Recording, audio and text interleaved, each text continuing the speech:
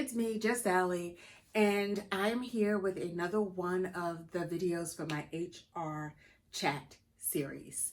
If you like these videos, then thumbs up the video, leave comments below, share the videos, all of those good things. I know it's been 2 weeks. I didn't upload one last week because life happens, and that is what it is. But I did want to come and talk to you about resumes, applications, and applying for opportunities. So if you are like on a job site, you go on to Indeed.com, not sponsored, but if you want to sponsor me, Indeed, holla at your girl. If you go onto Indeed.com and you see a position that you think is suited for your knowledge, your skills, and your ability, and you want to apply for that position, one of the first things that you should do is you should thoroughly read the job description, the duties, whatever they have posted on the site.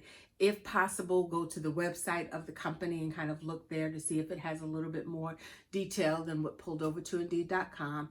And then you should take your resume and mirror some of the words that are written in the position description.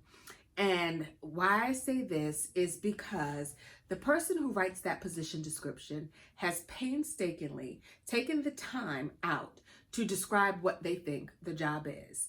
And when you mirror, and not, copy verbatim, but mirror some of the words that are in the position description, there is a psychological response that kind of happens in the person's brain when they are reading your resume and your application that says, oh, they get it. They can do this job. And it's little things like a tweak for if the position description says facilitation skills and you have on your resume teaching or presentation, well, those words can be used interchangeably. There's a little bit more that goes into facilitation that makes it a little bit more interactive than maybe teaching or presenting, doing presentations, but the skills needed are transferable skills. So just tweaking your resume to take it from teaching or to take it from presentation and mirror the word facilitation will automatically trigger in the person who is reviewing your resume's mind that you have the exact skill that they need for their position. And you should go through and try to mirror a few of those words within the bullet points on your resume and also within your cover letter whenever you are applying for a position. So you should never have a generic resume that you just upload for every single position that you apply for. Don't do that. As far as the application is concerned, the application is the official hiring record. And so if you know what's in your resume and you get to the application and you just put something like see attached resume, that to the hiring manager just looks lazy. And it looks like you didn't take the time to even want to bother to fill out the application. So do you really want this position? You should fill out the application completely and thoroughly. And oftentimes, even if the hiring manager looks at the resume and decides that they want to bring you in, you may have to go back and fill out that application thoroughly anyway, because that's the official hiring document for most big companies. It may be different for little smaller companies or startup companies, things like that. But for most big companies, that application is what is the official record. And so everything that is in your resume needs to be in that application. So take the time to fill it out at the very beginning.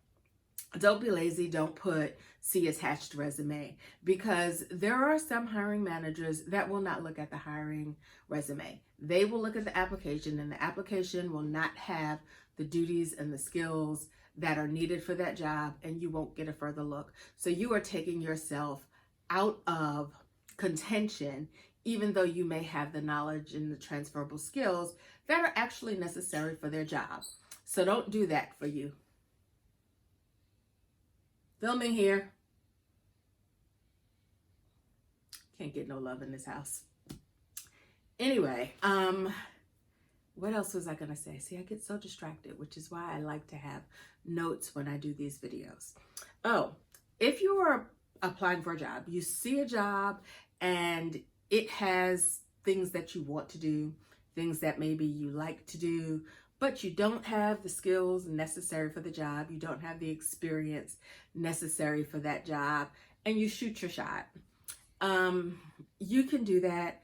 I think skills are relative. So for some companies, you may be the best qualified for that position relative to the pool that they're looking at. For other companies, they're just not even going to look at you because you don't have the necessary skills that they have. But when you are, that they want rather, but when you are looking for a job is, if you don't have any employment, looking for a job should be your full-time job. You should take the time out to comb these websites, go to the companies that you're interested in, make sure that your resume is mirroring some of those keywords and applying for positions. It should be a job for you to look for the type of employment that you want or need. If you have a job already, then it should still be somewhat of a part-time job. You should dedicate some time to making sure that you do update your resume, update your cover letter, and complete your applications. The kiss of death is if your cover letter is generic, or you upload a cover letter and it's clearly for a different position than the one that you're applying for. You don't ever want to do that. It's almost better not to upload a cover letter than it is to have a generic cover letter or a cover letter that is wrong and for a different position that you applied for. So always double check, triple check, proofread all of your documents, proofread your application whenever you are applying for a position. Take it seriously. Take it very seriously, because it is a job that you're applying for. So clearly it's something that you want or that you want to do. If you don't have the necessary skills maybe that are in the position that you currently have, but they were in a previous position, or they're in a part-time job that you have, or some volunteer work that you do, do not be afraid to put that information in your application. Put the information in the application that is highlighting the skills that you have that match the position that you are applying for. Telling the truth, don't lie, because that always comes to light. But if it's a volunteer position, but you put time and effort and work, and it's helping you gain skills, and those are the skills that you need for this job, then list it in your application. That's what your application is there for. You may not have the details that are listed on the resume, but you can definitely include that in the application. And gets me to the other point, that your resume and your application should not have tasks that you do.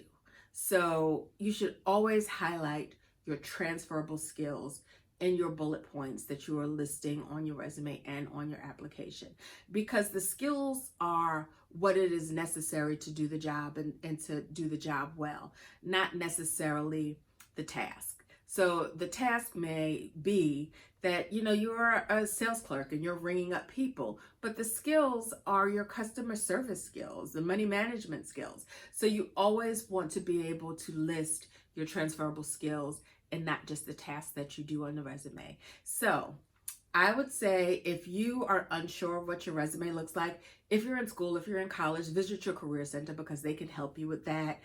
I wouldn't necessarily say pay somebody to do it or to review your resume for you, because that can get fairly expensive.